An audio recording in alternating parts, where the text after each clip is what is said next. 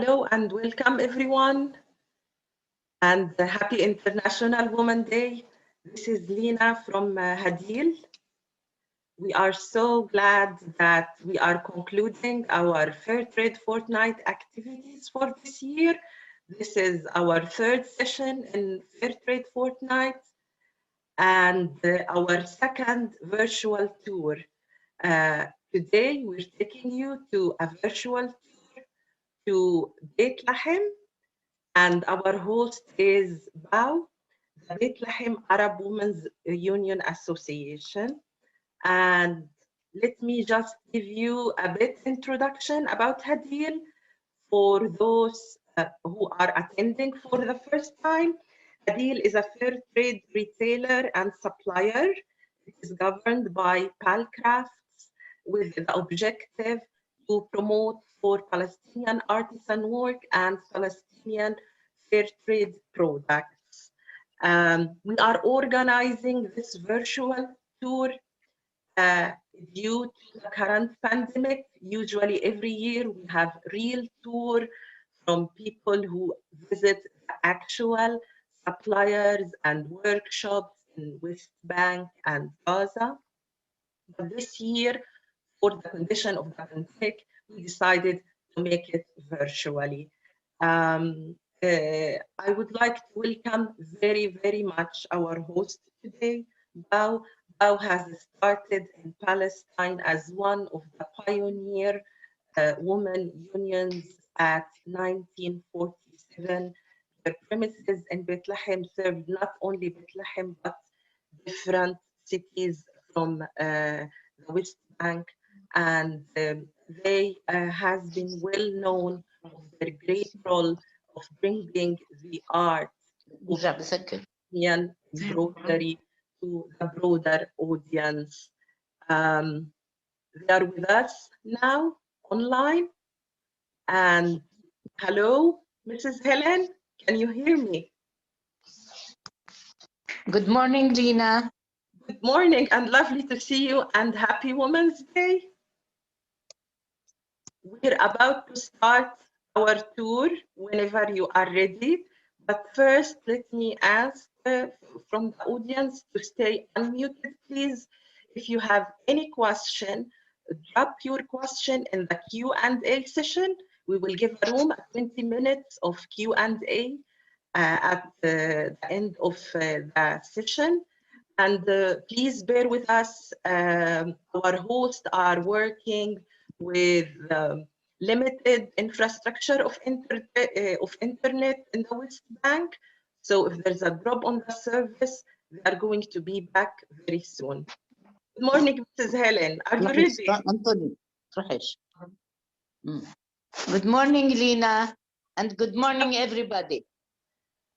It's lovely to see you again, and we would like to hear from you to give us some background for our viewers about BAU, when it was established and its role in the community. Okay. The sound is not very clear, Lina. Yeah. Can you start with give us a background about BAU and the role in your community? This center belongs to the Arab Women's Union. The Arab Women's Union, the union started in the year 1947. It started as a first aid group. At that time, they needed first aid.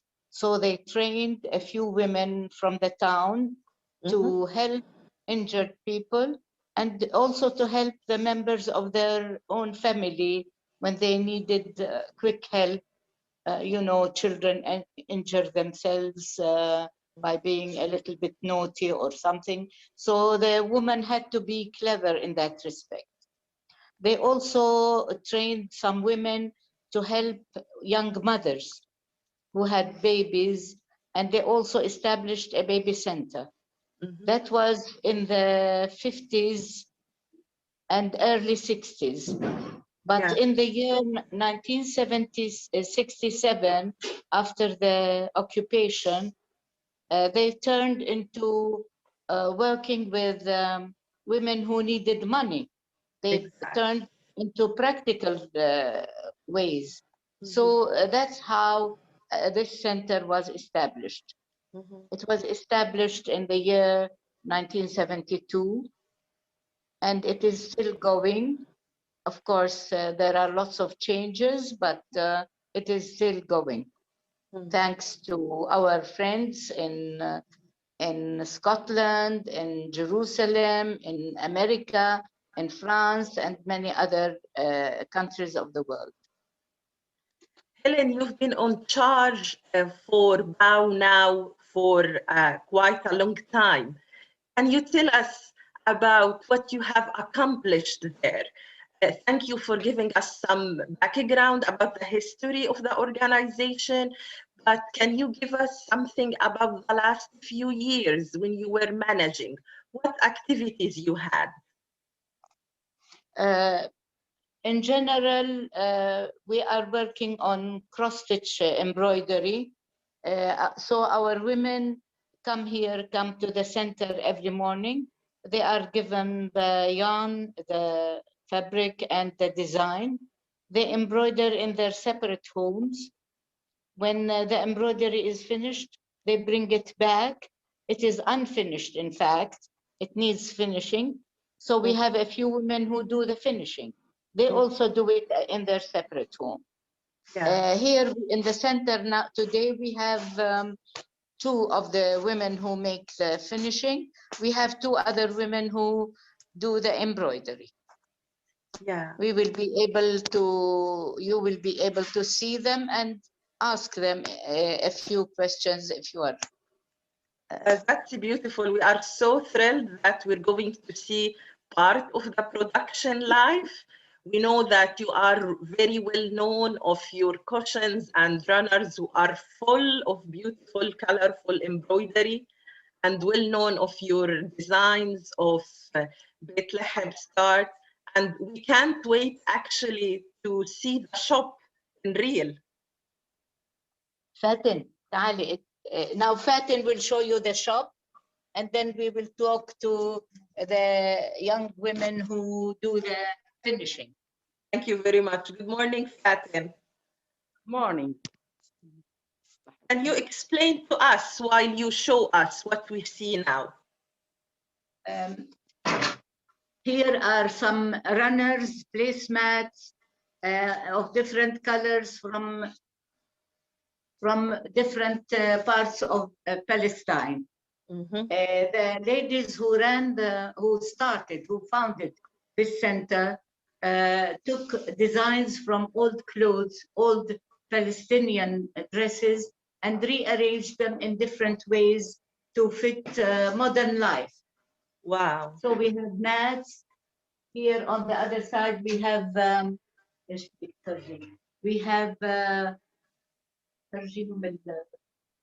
blouses. We take t-shirts and embroider on them. Then we have those are pockets which are very handy in the kitchen or in the bedroom or in the dining room. Here we have a young lady who is embroidering over canvas. She fixed the canvas over Yes. She fixed the canvas over the material, the fabric, and she's embroidering over the canvas. Yes. So this is one type of embroidery you make, the embroidery over the canvas. Yes. Here there is another lady who's embroidering the chest panel of Bethlehem.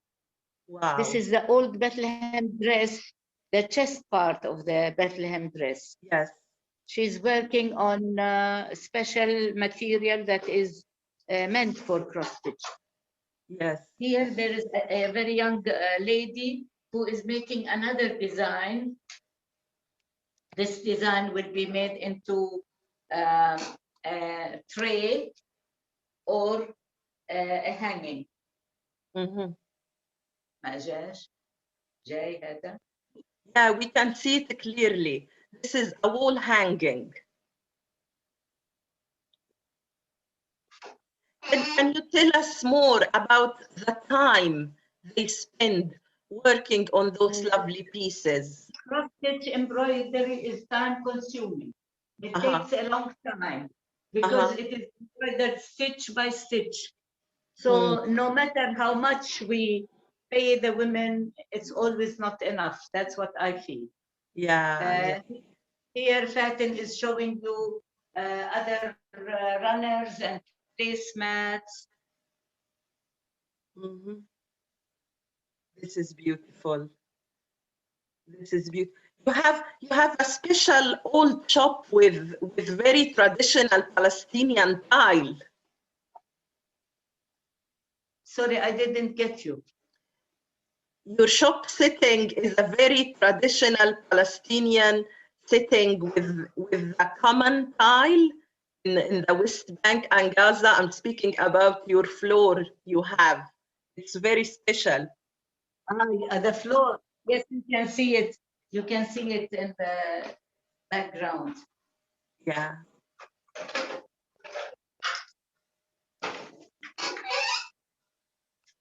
And we see part of the dresses, the Bethlehem dresses that you specially make. Yeah, I'll show you. Now this design here on black and on off-white, both of them are from the Bethlehem dress. Wow. Now we will see the dress itself. Muna.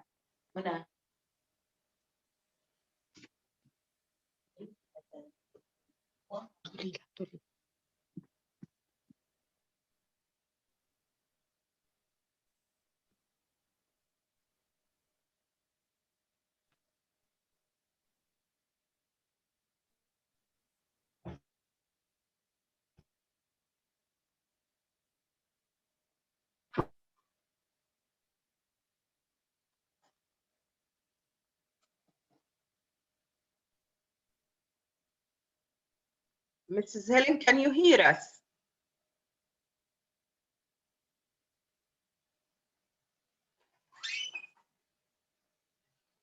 Chest panel in cross stitch.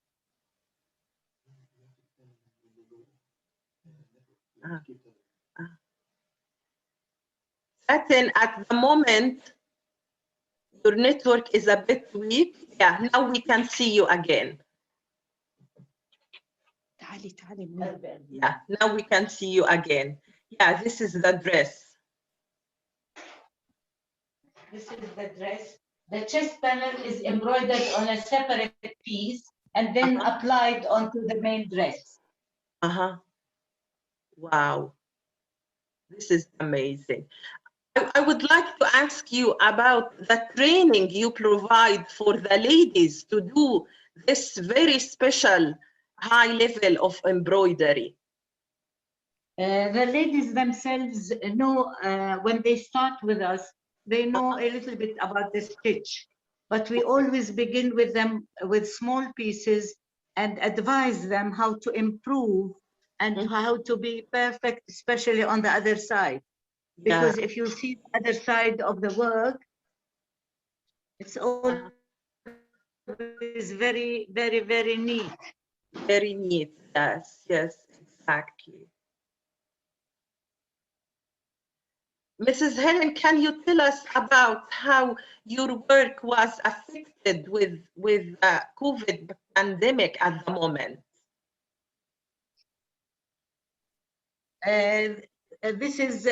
This added to our difficulty. It wasn't easy before COVID. It was difficult because of the occupation and because of the closure. We have closure every now and then whenever it occurs. When something occurs, they close, and then there is difficulty in the young ladies to move from their towns to the main town of Bethlehem. So it's always not, it has always been difficult. But with COVID, it is even more and more difficult. Today, for instance, we had a complete closure. Okay. But these few young women were very, very brave to to come and bring their work with them and show us what they are doing. Yes, yes, yes. So as I understand that most of the women who are working with you are coming from the villages near Bethlehem. So they Yes. have to take transportation and commute. That's true. They have to come through sometimes closed streets, and they have to. It's not easy at all for them to come. Yes, yes. But today they were extra brave because Well, there is thank strong. them so much for being keen to join us. Thank you very much for being keen to join us today. We're really happy about it. Can you tell us more about how COVID affected your sales? Of course, because of COVID, we are not having any tourists. Usually, our center is a few minutes walk from the Church of Nativity. So, in ordinary times, the visitors who come to see the church walk 2 minutes and get to our center, and that's how we sold most of our embroidery. But today it is we don't get any visitors for over a year now. We haven't seen any visitor in the town. That's how we are unable to sell, except through our helpers, our friends in Scotland, like for instance in Jerusalem and in other European countries. Yes. Well, we are very happy that at Hadeel you can rely on us as your marketing channel globally, and for the viewers, we've always had this special partnership with Now. We provide most of their products at Hadeel shop, both in our premises in George Street, Edinburgh, and on our online shop. And if you are keen of any special designs, we can definitely get it through Bow. Helen, can you tell us more about your partnership with Hadeel? How did it start? I know that many of Hadeel founders have visited you. Tell us more about it. Every year during April, let us say, Mrs. Morton used to get a group of the workers in Hadeel and the customers also. Around 10 or 12 people visited us, and we always had a nice day, a pleasant day with them. And of course, they helped by buying things and by a lot of donations. For instance, the locking machine that you will see now, this machine, is one of the young ladies who does the finishing, and she's using the locking machine. This locking machine, we got the money from Hadeel. Oh, this is beautiful. It was a donation from Hadeel, and then we bought the locking machine, and we bought a few other things from that. It's a good occasion now to say Happy International Women's Day for Carol Morton, who started Hadeel, and for all the ladies in Hadeel Council, Hadeel Volunteer, Hadeel Retailers, Hadeel Supporter Network. Happy Women's Day for you all. So I have another question for you, Miss Helen. Please do. I wanted to ask you about your future plan. How do you see Bow going on with all these challenges? Apparently, there is financial challenges, there is the lockdown and COVID, there is restrictions about education, the poor infrastructure, and there is that big need of the community. I know that Bethlehem community has a lot of expectation from you because you've been serving them for more than 6 decades. So what is your future plan? How you can cope with all that? We are planning to go on with our projects and to add to them as much as we can. We are getting some advice from friends who are making designs for us, designing, and we are planning to expand as far as possible. Oh, this is lovely to see that you are, despite of all these obstacles, you are planning to get new designs and new products. We're looking forward for that, really, to have it in Hadeel as well.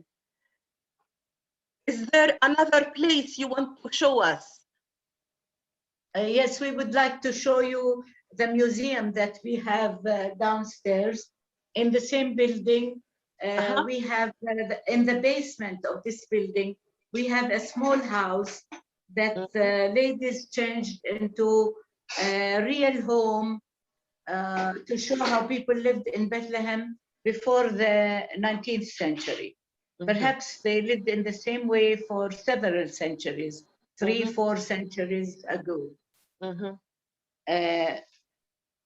I just want to read some of the comments for you from the viewers about your products. They love the colors you have, the rich colors you have, the warm colors you use. It seems that they like very, very much what you produce. Thank you very much. You're welcome.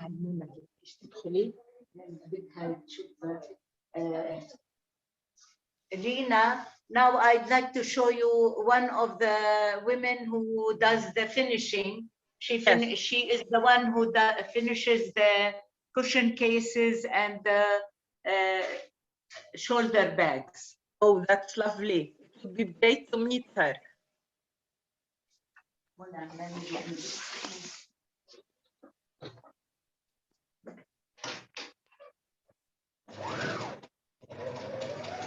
Wow. Today she is making the glasses cases.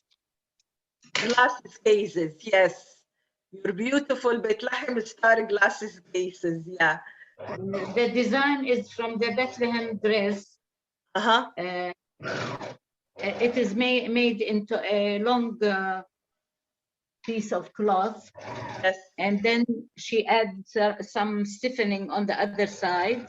And then she makes it into a glasses case. Yes, yes.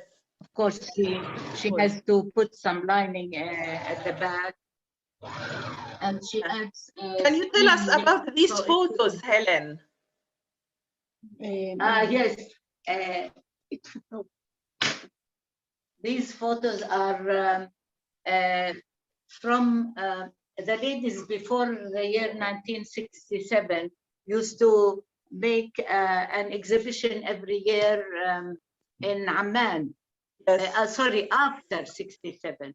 They used to take the embroidery to Amman, and in the YWCA they exposed the embroidery, and of course people were invited to enjoy seeing, and also helping by buying, also by donating. Yeah. The ladies were always active, going in and out all the time. But at that time, it wasn't as difficult as it is now to move around. Now it is more difficult.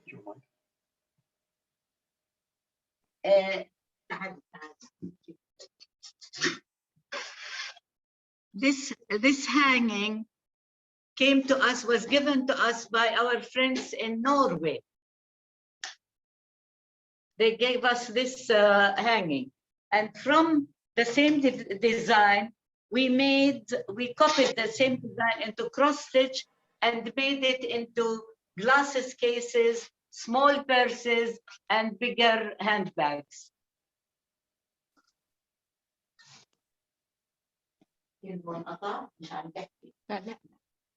Yes, yes. We have several questions coming, Helen. There's a question about the taxes you pay. The taxes you pay for exporting and the cost. Well, exporting it is not very easy. You know, Najla Azar, she works with us too, and she is the one who does the packing and postage.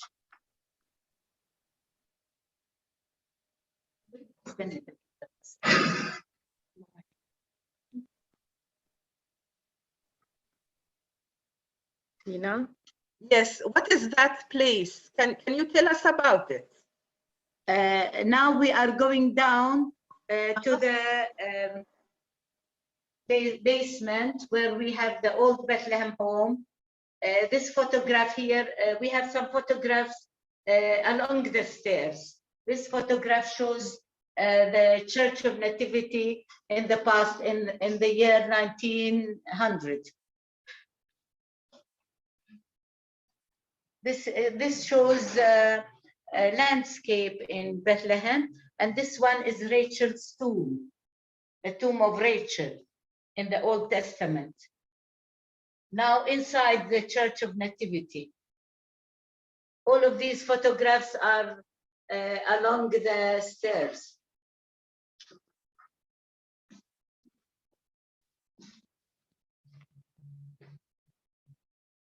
Let's pick up.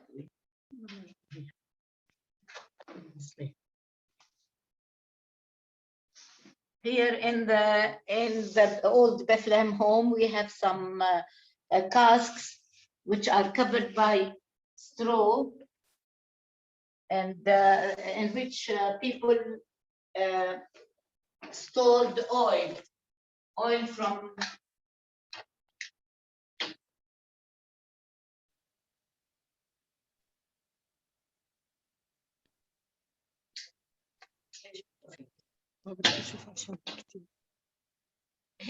the first part of the old Bethlehem home is the old dress,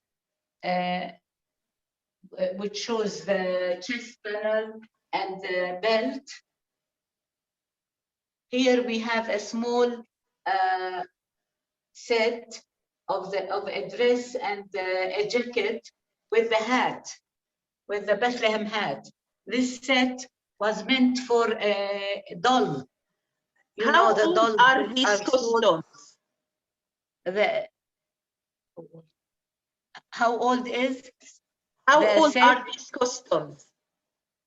They are from the last century, from late 19th century. This set was bought by a French major during the First World War. Mm-hmm. And when the wife of the major heard about our Bethlehem home, she sent the set to be exposed, to be shown in the house here.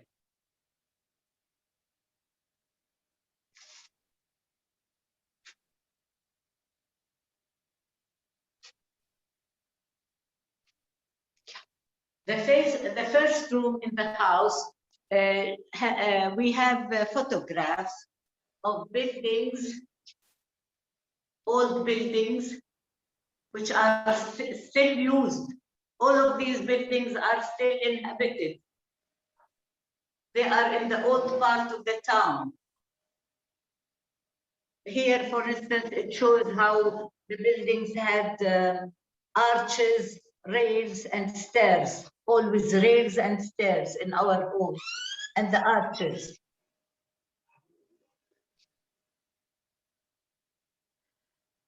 How old is the building? These buildings are, this one, for instance, is 1875. This is 1875 also. Some of them is more recent.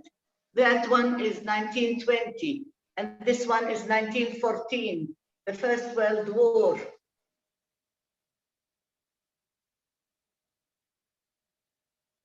This is a beautiful documentation of the architecture of Bethlehem. Yeah, that's right. This one is used now as a hotel. It was the Intercontinental Hotel. Yes, the Jasser Palace. Yes. It's a mansion. It can't be used anymore for a family. Different occasions, photographs of different occasions. This is a youth club and the Boy Scouts. This is 1930. This one is 1914, at the beginning of the First World War. The Turkish army was parading in front of the Church of Nativity to go to war. This is again in front of the Church of Nativity. A family, 1930. Again, another family, 1930. Another youth club here, a youth club, families.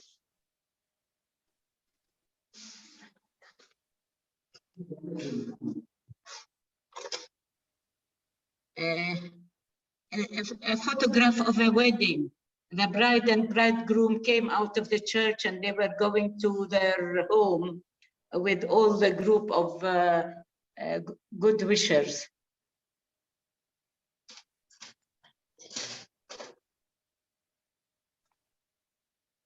This photograph was taken in 1923.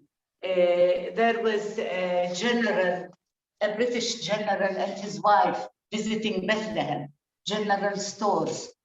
And the mayor of Bethlehem invited a group of the Bedouins who lived in the suburbs of the town, and all the men of the town were there greeting the visitor. This is another photograph during the British Mandate. The British High Commissioner General Sir John Chancellor was inaugurating a marketplace in Bethlehem. Well, there's a lot of history in this. From those photos, they shows how the Palestinian community is very active with youth clubs and many activities. Thank you for showing this to us. It's really a great documentation of that part of the Palestinian history. This is another club for women. It was a religious club.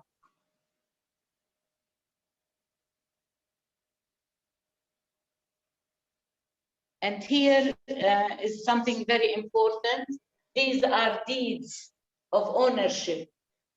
People who owned a house or a field or any kind of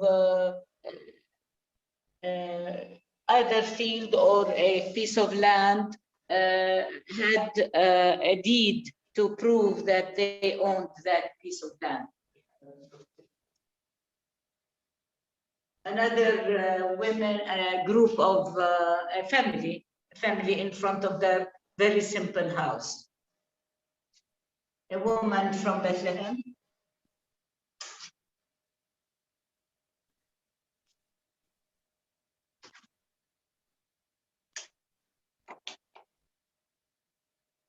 Now we are in the main room.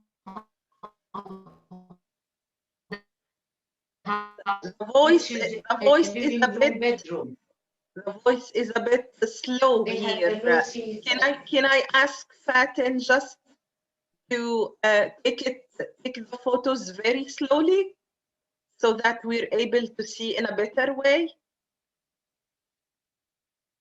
moving your camera just very slowly, please. Slowly. Yes, Helen, please go ahead. This is an old photograph, 1898. It is in the Manger Square in front of the Church of Nativity. This building was the soldiers' building.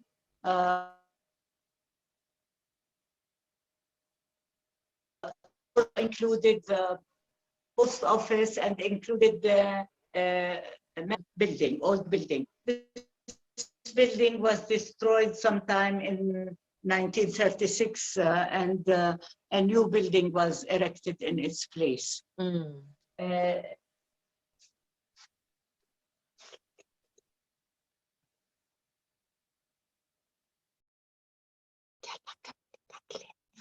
This is the house, the main room in the house. You can see the old carpets which were woven in the town here. They used locally wool, which was sheaved from the sheep and spun by the woman, one yarn at a time. Of course, it is also time consuming. It took a long time to make it. And then the woman fixed a loom in the courtyard and wove in narrow pieces.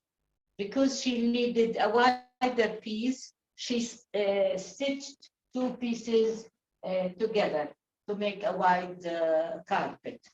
These carpets were very, very precious, not only money-wise, but because they took a lot of time and because they were very, very important. People slept on the ground, so they had to have something to protect them from the cold floor. That's why they were very important. Every family had carpets like these.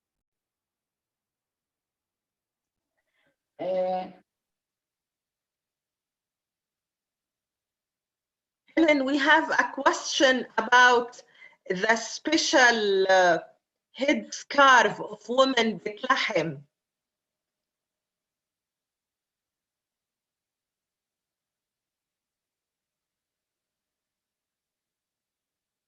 Helen, we can't hear you at the moment.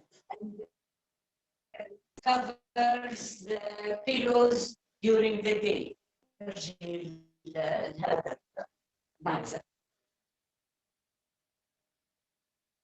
Again, the sewing machines, you will eat. The sewing machines, the old sewing machines.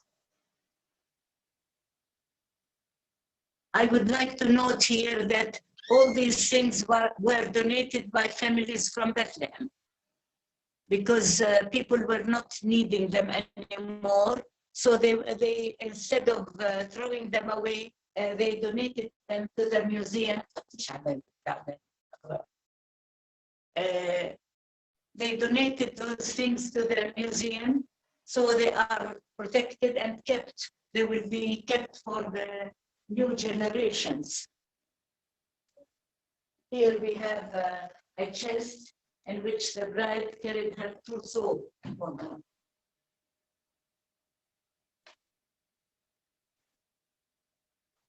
The shaving machine, the shaving knife, to sharpen the shaving knife.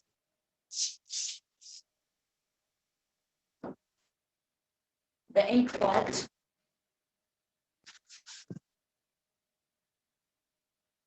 Just to remind you that you can always switch to the other network. If you're not comfortable with the Wi-Fi, you can switch to the 3G if it's better for broadcast. It's not going well now? You can't see it properly? We can see it, yes. We still can see it. Here we have an old magazine that dates to 1899. It's called the Ottoman University.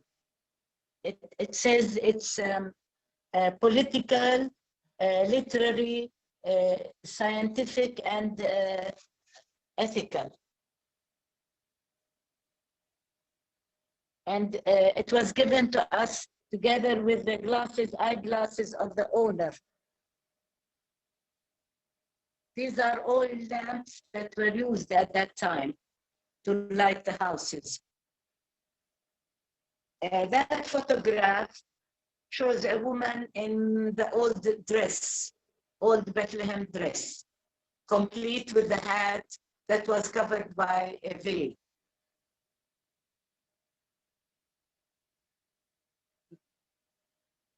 That's another photograph that shows how the older men were dressed at that time in the 19th and 20th centuries.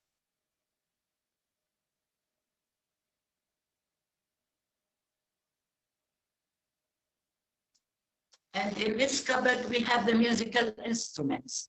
Of course, during that time, there was no radio, no television, no internet. So people in the evenings, when they were free after their work, needed to get some, to enjoy their evenings. This is the lute. Many men in the town still play the lute. And that's a violin. And the simple fiddle, very, very simple kind of fiddle, the tambourine, the drum, and a kind of flute.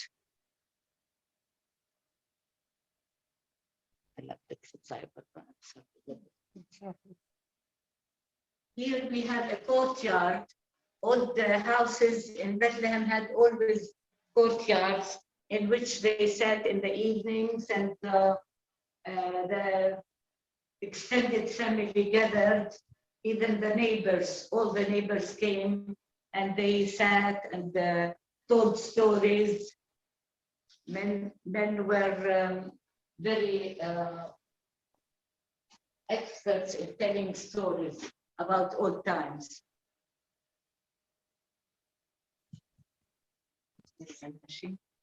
So most of the old Bethlehem houses had a courtyard as well. Exactly, yes.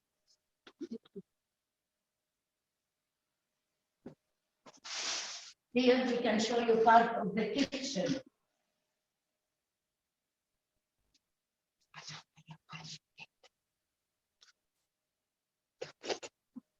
This is the old kitchen.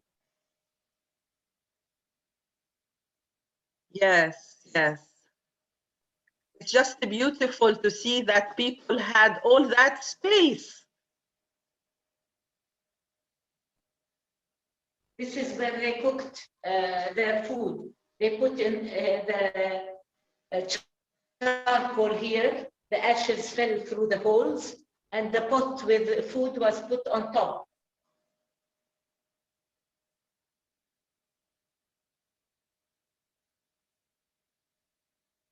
They use these clay pots to put the food in. This kind of clay was made in Hebron. They still have the factory there.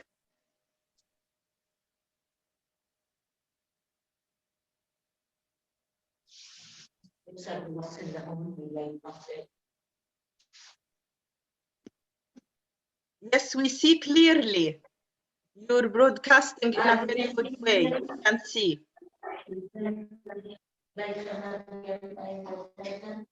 This is the oven, the old oven, Kabul. It has rocks in the bottom, stone. Yeah. Small stone. The fuel was put on the outside, and the bread was put on over the hot rocks. This is how they crush their grains.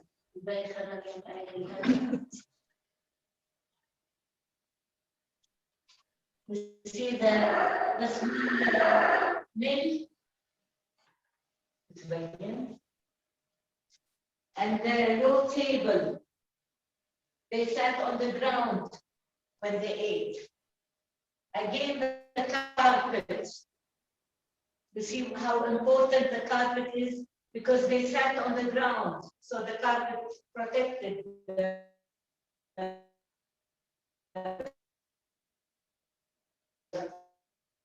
Yeah, now the voice is a bit shaking. So maybe we can move back to another area. Ethan? And these pots, they stored all kinds of food.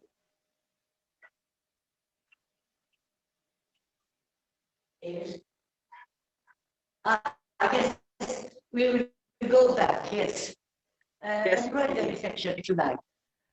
There's several questions, Helen, to you. First, it's about the location of your shop in Bethlehem. Where is it located? It is very close to the Church of Nativity. Yeah, just a walking distance. 2 minutes walk. Yes. Also, there's another question about the income that the woman can make from embroidery. Is it enough to sustain themselves and their family? Not really, no. It helps, but not to sustain the family. But I can tell you one very important thing. For instance, Muna, where is Muna? Muna was a university student when she started working with us.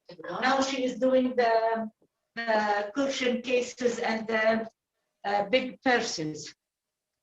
When she was working and studying at the same time, she used to tell me, keep the money, don't give it to me now, because when I have to pay my fee, I will come and get it.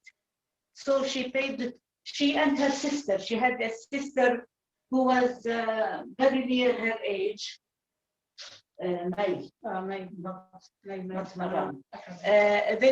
Both of them went to university, and both of them worked for us and paid for their university fees from the money that they got from him.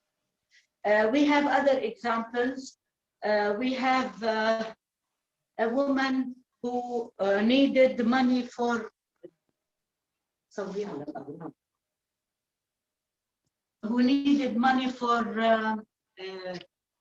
her medicine. So she got the money and she directly went to the pharmacy and bought her medicine. So we have a few examples of how needy the women were.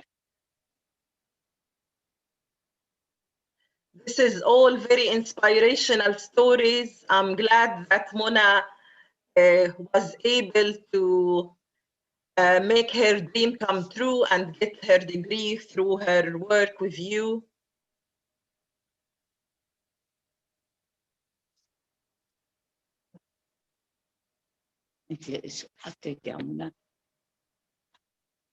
Helen, there's another question. Please. About the story behind the hat and the veil that old Bethlehem women used to wear. Is there a myth behind it? The hat, here we have a photograph of the hat.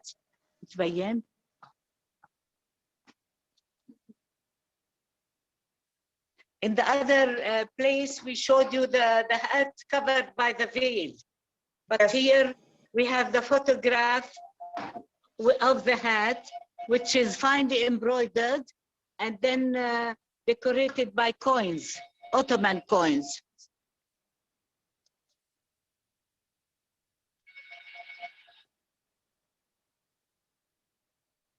Silver coins. Most of them are silver. People were not very rich, so they couldn't use a lot of golden coins. but there were some golden coins on some of the hats. And we heard a lot of stories about women who became, you know, by time they needed the money, so they had to sell the coins and use money for their families. There's another question, Helen, about the number of women currently working at BOW. In our center here, we have 100 women working for us. Wow.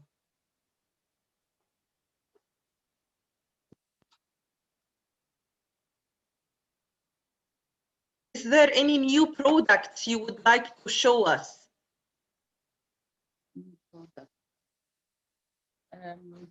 Well, many of them are the same old products. Perhaps these tissue cases.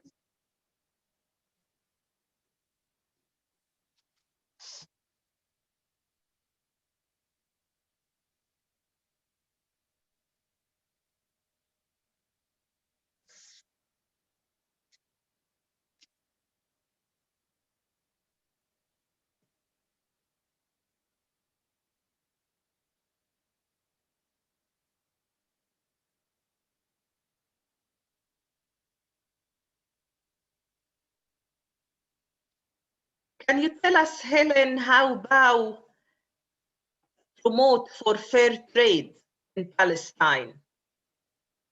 How, excuse me, I didn't get the question. How, through your work, you promote for fair trade in Palestine? Well, we pay the women directly. Whenever they get the work done, they get paid for it. So I suppose this is enough fair trade. What do you think? I think you're doing a great job by recruiting lots of women who don't have access to work and giving them a decent wages. There's another question about how many hours is spent for making one of these bags. Well, it takes a lot of time. I can't tell how many hours exactly, but it takes, for instance, it takes a woman 2 weeks to make, to embroider, only the embroidery, a bag like this or like that. Yeah. It takes 2 weeks at least. Yes, and they are all cross-stitch embroidery. All of them are cross-stitch embroidery. And you know, because they work stitch by stitch, every separate stitch, that's why it takes time. There's another question about the embroidered t-shirts. Do you make any embroidered t-shirts? Hanan here does the embroidery on t-shirts because she is clever in fixing the canvas. You have to fix the canvas in straight lines. If you are not, if you don't do it perfectly, then the result doesn't come as perfect as that. So we get the t-shirts ready, and then we decide what design and what colors we want, and Hanan does the work. These are vests. This vest has the Bethlehem design on it. And that one has a mixture of Palestinian designs.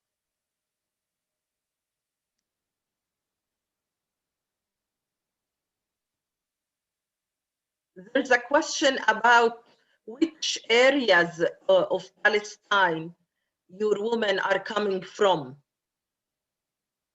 They come from the very nearby villages. They come villages around Bethlehem and maybe Hebron. Yes, the nearest villages, because the transports cost a lot. We can't get to women from farther villages, from the nearby villages, and it costs a lot.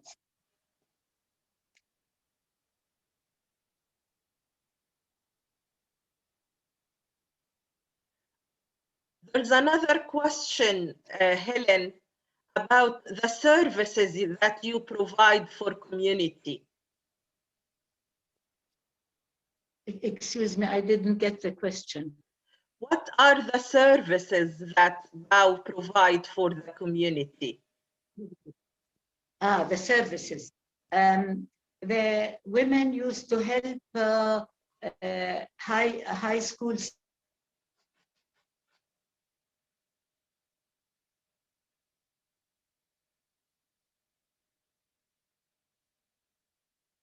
Helen, we can't hear you. Paying them back, and at other times they had to pay them back, but without profit. Helen, can you repeat your answer, please? Because there was a time we couldn't hear you. Can you repeat your answer, please? The ladies of the Arab Women's Union used to help high school students by paying their fees. Also, sometimes university students.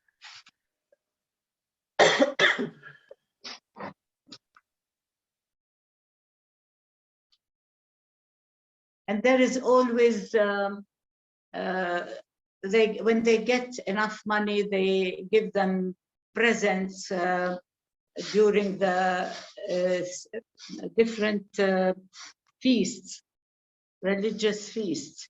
They give them presents of some food.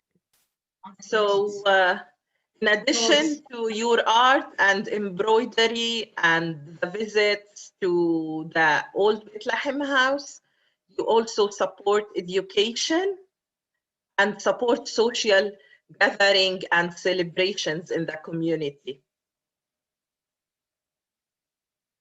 When we get the funds, we are always helping whoever we can help, whoever we feel that needs the help, either by giving them money or by giving them different kinds of food or clothes sometimes.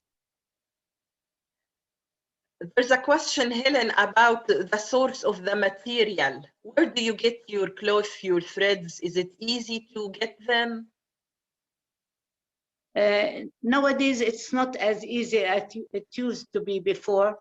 There are several shops here in Bethlehem who try to help us as much as possible by getting the raw material, and we buy the material from them, either the canvas, the fabric, or the thread. But we are very keen on using the best raw material so that it will not decay by use or by washing. We use the French thread, the DMC, and we use the fabric also, the best kind of fabric. Everything is washed and pressed here. Wow. I personally fall in love with this place. She is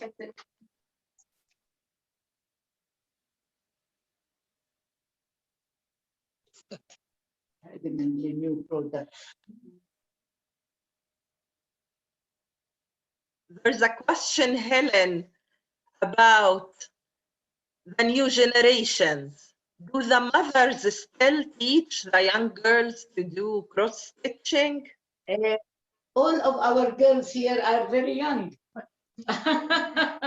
So, you know, the point which I personally like, is because they do it with love. And this is very important. When you do something, when you are, you don't like it, then it doesn't come out very nice. But when you do it with love, it shows on the piece of cloth that it was done with love.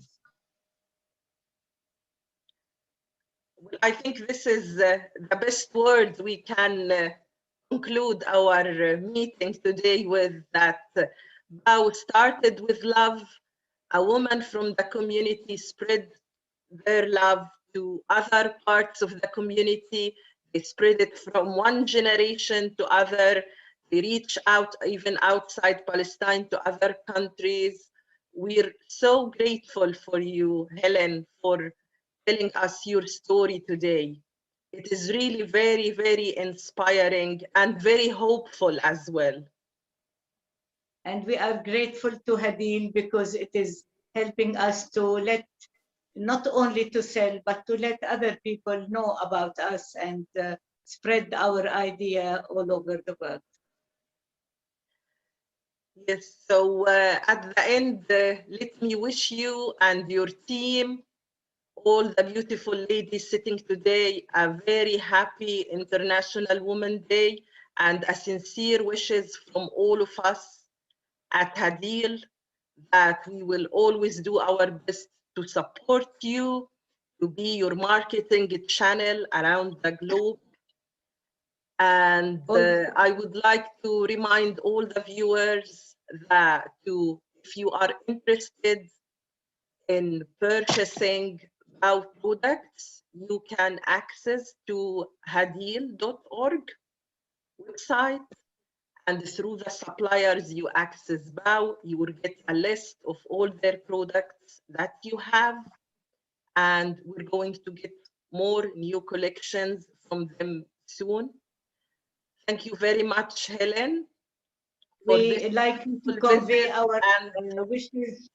We like you to convey our best wishes of the International Women's Day to Mrs. Morton and your group, and to all the viewers all over.